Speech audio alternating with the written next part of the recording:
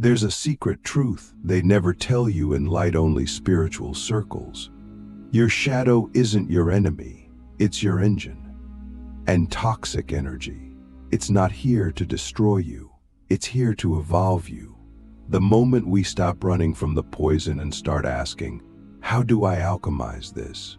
That's the moment we step into mastery. I learned this the hard way. I've been betrayed by people I trusted with my soul. I've been surrounded by envy that disguised itself as love. I've felt the weight of ancestral curses and internalized shame so deep it echoed in my bones. And yet I wouldn't take a single moment of it back. Why? Because every ounce of that toxic energy became fuel when I learned how to transmute it. That's what I want to show you today. Not how to avoid toxicity, not how to cleanse it away with sage and good vibes, but how to weaponize it into sacred fire. These 3 steps are not just techniques, they're soul technologies. They will turn your deepest wound into your highest gift. If you're ready to stop pretending you're fragile and start remembering you're forged, the first step is radical. It will make your ego scream, but it's non-negotiable. You must fully claim the toxicity, not resist, not bypass, not spiritually reframe it. You must own it. That means if someone sends you hate, you don't just protect your energy, you absorb and examine it. You sit with it. You feel where it lands in your body. You ask yourself, why does this hurt? What is this triggering that I haven't faced? Because here's the real secret.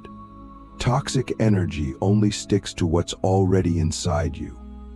Every insult, betrayal, or psychic attack is a messenger pointing to an unhealed frequency that you still carry. So don't deflect it, decode it. When you feel rage rising, don't suppress it, interrogate it. When you feel shame, don't numb it, get curious.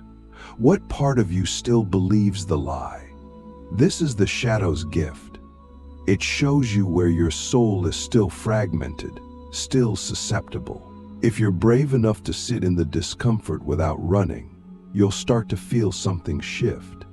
The energy that once felt like poison begins to reveal its true nature, not as destruction, but as raw, untamed power. And now it's yours to direct. But here's where it gets real. After you've claimed the toxic energy and tracked it to its root, the second step is this: recode it into your field deliberately. This is where most people fail.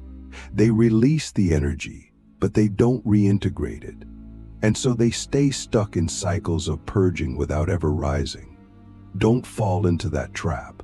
Once you've sat with the energy, rage, jealousy, grief, humiliation, you must now name its purpose.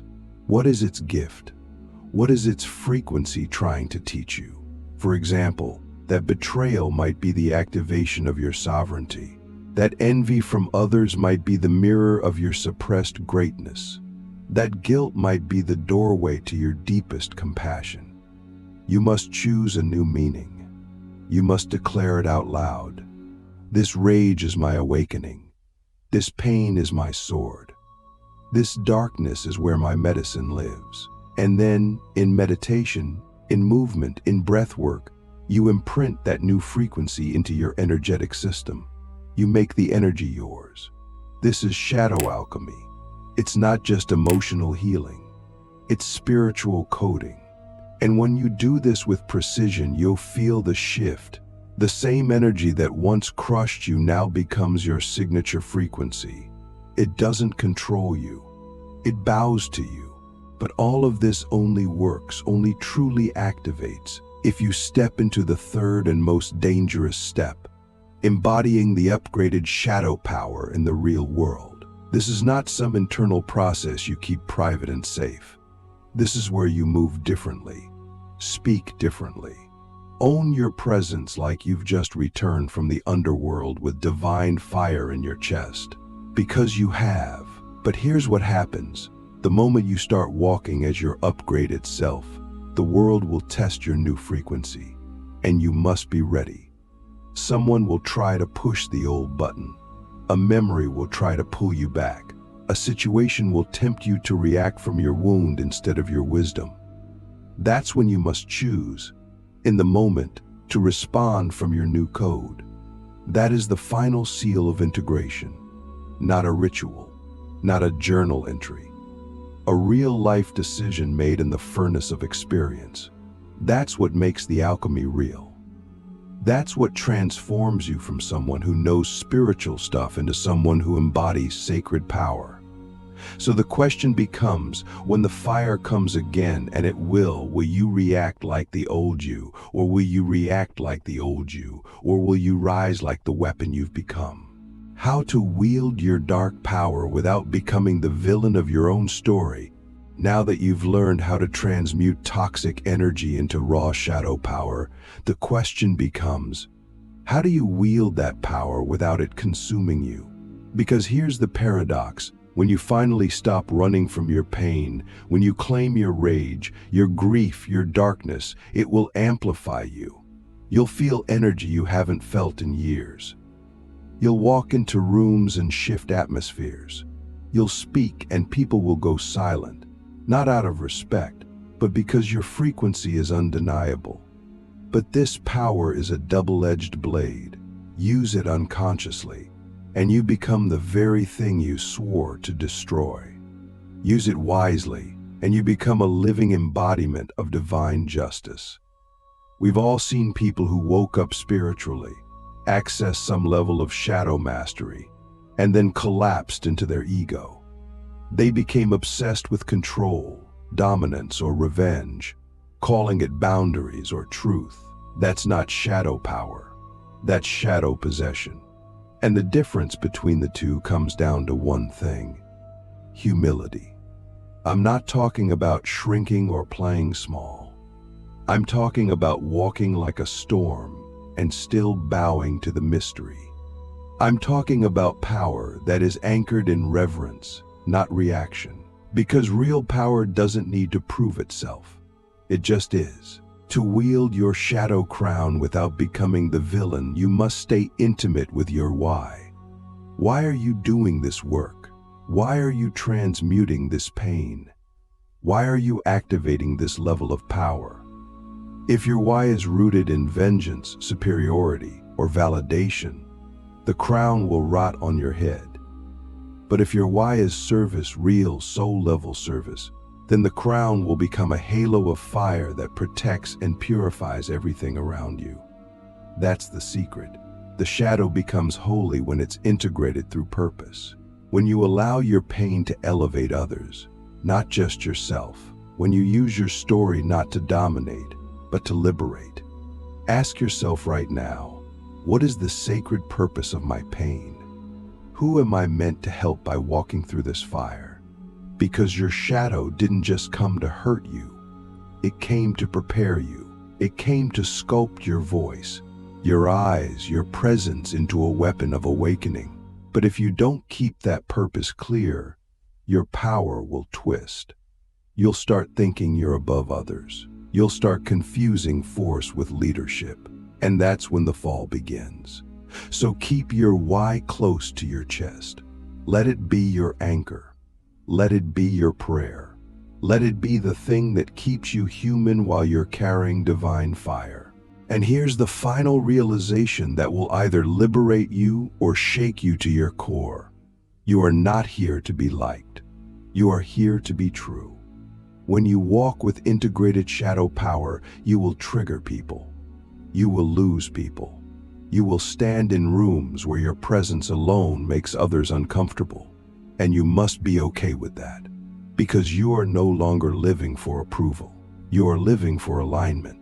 You are living for the soul contracts you made before you were even born.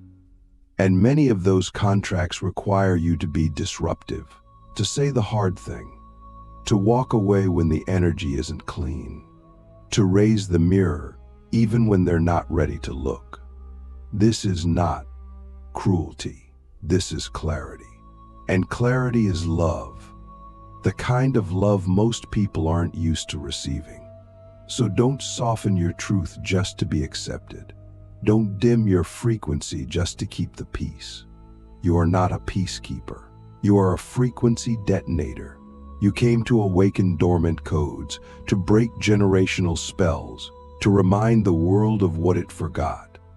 And that means your love won't always feel good. Sometimes, your love will feel like annihilation.